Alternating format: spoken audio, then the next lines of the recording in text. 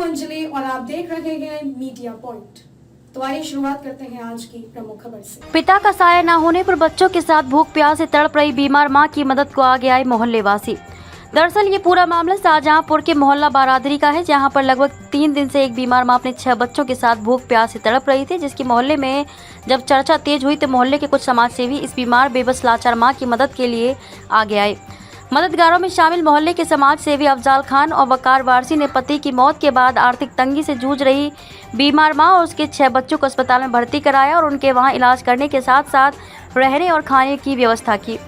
कलयुग में रिश्ते कैसे कलंकित होते हैं, इसका ये ताज़ा उदाहरण आपके सामने है, जहां महानगर के मोहल्ला बारादरी की रहने वाली गुड्डी की शादी जलदार अली निवासी बवनी, जो कि बदायूं सीमा से लगा हुआ गांव है, वहां हुई थी, लेकिन होने को कुछ और ही मंजूर था। कुछ दिनों पहले मजदूरी से गुजर बसर करने वाला पति बीमारी के चलते समय से पहले ही चल बसा और उसके बाद 6 बच्चों के भरण पोषण की जिम्मेदारी मां के कंधों पर आ गई। शाहजहांपुर महानगर में रहने वाले अपने भाइयों का सहारा लेने के लिए पहुंची गुड्डी तो भाइयों ने भी हाथ खड़े कर दिए।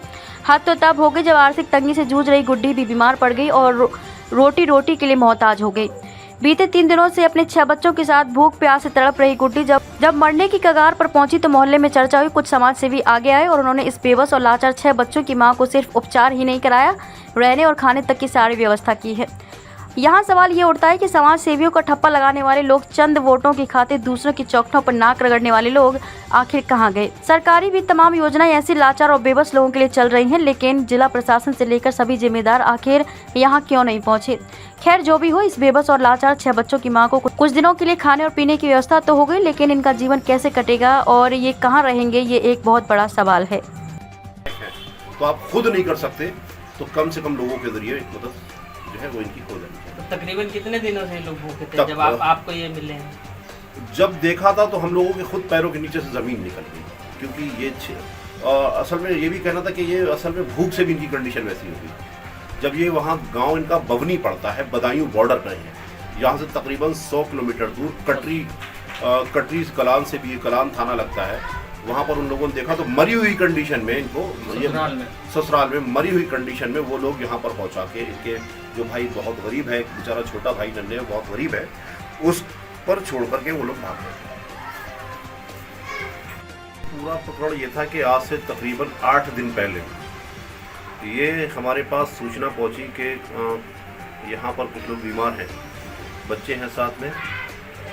तो हम लोग फिर हम और अफजाल भाई भाग करके जब यहाँ आए तो देखा ये परिवार 2-3 दिन का भूख से तड़प रहे थे। तो यहाँ पे मोहल्ले वालों को भी नहीं पता था, एक बंद कमरे में नीचे थे। तो जैसे ही हम लोग को पता चला, एम्बुलेंस बुलवाई, इनको एडमिट करवाया। तो बड़ी कमज़ोर थी, डॉक्टरों ने ब्लड के लिए भी बताया कि इन पर खून चढ़ना है। लेकिन अफसोस की बात तो ये थी कि इनके 6 भाई हैं और ये जिस मकान में इस वक्त हैं ये इनकी माँ का है, और 6 भाइयों में से एक भाई जो है वो सरकारी नौकर है, नाम अली अहमद है जिनका, और बिजली विभाग में वो लाइनमैन है। अच्छा खासी कमाई के सूत्र है उनके पास, काफ़ी पैसे वाले हैं। तो जब ये लोग उनके पास गए तो उन लोगों ने भी मना कर दिया। 5 भाई और थे, वो किसी ने फिलहाल इनको सहारा नहीं दिया। तो ऐसी कंडीशन में अब इनको, हमारी तो हिम्मत थी नहीं कि जिस कंडीशन में ये थी हमारी अफजाल भाई की, कि इनको भूख से तड़पता हुआ ये बीमारी में छोड़ दें, क्योंकि फिर वो इंसानियत का कत्ल होता, मानवता का कत्ल होता। तो इनके लिए फिर हम लोगों ने कार्यक्रम शुरू किया, भीख कार्यक्रम, मतलब एक डोनेशन के ज़रिए। तो आप सभी के सहयोग से सोशल मीडिया के माध्यम से अफजाल भाई भी आज पहुँचे, तो इनके लिए फिर राशन किट, ये जो आप देख रहे हैं पंखे का भी इंतज़ाम किया गया। उसके बाद जो भी आपने नीचे घर देखा है, तो उस घर को, जो इनकी माँ का घर है, उस घर में रहने के लिए एक छोटा सा जो जगह कोना खाली पड़ा था, टेम्परेरी, उसको छप्पर पर लगभग 5,000 रुपये उसमें भी लग गए। उसके बाद जो इनका इलाज चल रहा है वो भी है। ये 6 बच्चे इनके छोटे छोटे हैं, शौहर इनके हैं नहीं, तो वो पति इंतकाल कर गए हैं। तो ऐसी कंडीशन में भाइयों की जो नज़र इन पर पड़ी, अगर वो इन लोगों को किसी पत्थर के सामने बैठा दिया जाता तो शायद पत्थर भी फट जाता इनका दुख देख करके। लेकिन ये कैसे भाई हैं, ये कैसा दौर है, समझ में नहीं आता। ये अब हम लोग इनको नहीं छोड़ सकते थे, इसलिए नहीं छोड़ सकते थे कि ये मानवता का कत्ल होता, इंसानियत का कत्ल होता। तो ये आपको बीमारी और भूख की हालत में ये लोग मिले हैं? हाँ, बीमारी की हालत में ये मिले थे। हमने और अफजाल भाई ने फ़ौरन एक एम्बुलेंस मंगवाई। आज से तकरीबन 6 दिन पहले एम्बुलेंस के ज़रिए हम ज़िला अस्पताल पहुँचे। वहाँ पर डॉक्टर राजेश कुमार जो और मेडिकल कॉलेज के प्रिंसिपल साहब हैं, उनको भी इन पर दया आ गई और बेड नहीं थे वहाँ पर, उन्होंने आनंद फानंद में बेड का इंतज़ाम करवाया है और इनको बड़ी सुविधाएं, मतलब जो मेडिकल कॉलेज जो है उसमें वहाँ डॉक्टरों ने बहुत देख रेख की, लेकिन इलाज इनका क्योंकि लंबा है, थोड़ा सा किडनी प्रॉब्लम है और उसके अलावा गुर्दों में भी प्रॉब्लम है इनके। तो ऐसी स्थिति में इंसानियत और मनाफ तो यही कहेंगे, योगी तो बाद में की बात है, योगी जी और प्रशासन जो भी है, जो भी मदद की ज़रूरत है। पहले हम लोग का फ़र्ज़ है कि हम लोग पड़ोसी हैं, हम सब की इसमें कोई जाति धर्म या कोई और चीज़ ना देख के, सिर्फ ये देख के कि ये बेचारे भूखे हैं और ऐसी हालत में हैं कि बस देखा नहीं जाता और बच्चे हैं, मासूम हैं, तो इनकी परवरिश का बड़ा जिम्मेदारी है और हम सब लोग इस पीड़ा को उठाएंगे और कोशिश यही करेंगे कि जो पड़ोसी हैं, जैसे हम हैं, वकार भाई हैं, को सुबह शाम दोपहर इनके खाने का, इनका कपड़े का, लत्ते का, जो भी है खाने पीने का इंतज़ाम करा जाएगा और कोशिश यही करी जाएगी कि ये भूखे ना सोएं जब तक इनके आर्थिक हालात सही नहीं होते हैं। जब तक हम लोग कोशिश यही करेंगे कि इन लोग को भूखा नहीं सोने देंगे और लोगों की मदद भी आ रही है, लोग आ रहे हैं, लोग आप जैसे आपका भी आभारी हैं, आपने जैसे वीडियो देखी फ़ौरन आप यहाँ पर आए,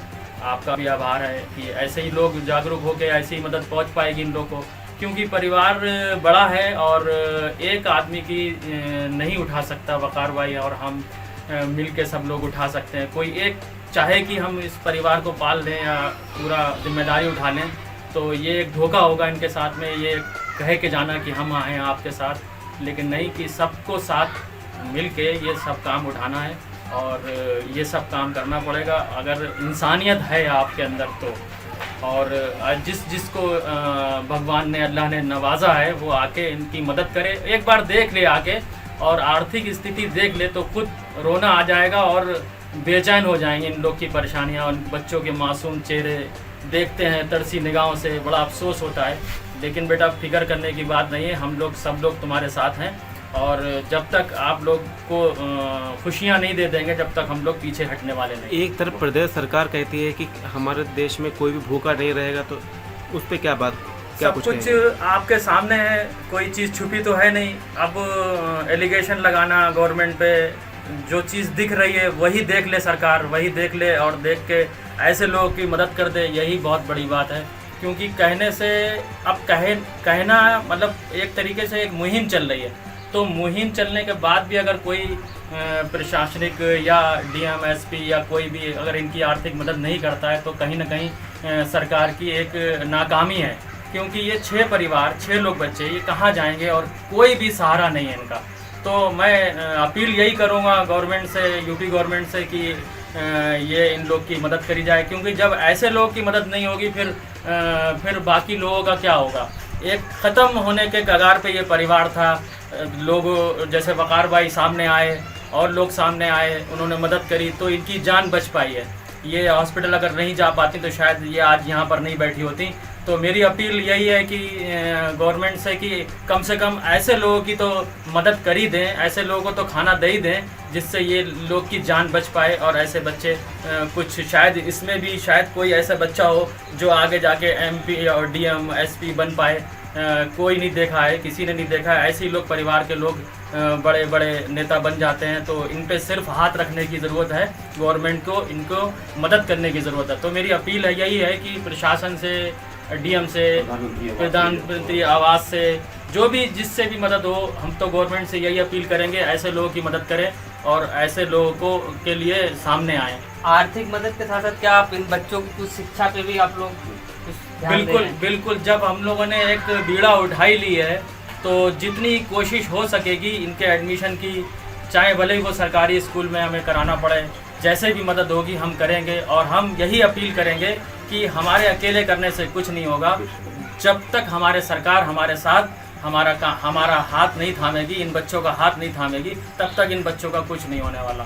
तो हम वक्ती तौर पे आ सकते हैं, हमारा भी परिवार है, हम किसी टाइम नहीं आ पाए तो ये भूखे भी सो सकते हैं। तो हमारी यही अपील है, इनका कुछ महीना बांध दिया जाए या कुछ ऐसा सिस्टम बना दिया जाए गवर्नमेंट की तरफ से जो इनको लोग को परिवार इनका जीवित रहे और ये कुछ पढ़ लिख सकें और कुछ बन सकें।